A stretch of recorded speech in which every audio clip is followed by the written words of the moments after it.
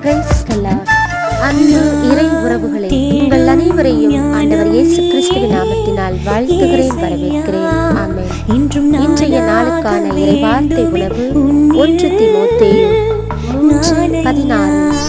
மானிடராய் அவர் வெளிப்படுத்தப்பட்டார், தூய ஆவியால் அவர் நேர்மையாளர் என மெய்ப்பிக்கப்பட்டார், வானதூதருக்கு தோன்றினார், பிற இனத்தாருக்கு பறைசாற்றப்பட்டார், உலகினரால் நம்பிக்கையோடு ஏற்கப் பெற்றார், மாட்சியோடு முன்னேற்றமடைந்தார். ஆமென். கிறிஸ்துவில் அன்பானவர்களே, இதுவே நமது சமயத்தில் மறை உண்மையாக இருக்கின்றது என்பதை புரிந்தவர்களாக இந்த மறை உண்மையை நம்பிக்கையோடு விசுவாசத்தோடு ஏற்றுக்கொண்டு நமது ஆண்டவர் இயேசு கிறிஸ்துவை பின்பற்றுவோம். அவர் காணுகின்ற கடவுளின் திருச்சுவையாக நம் வீட்டாரும் நாமும்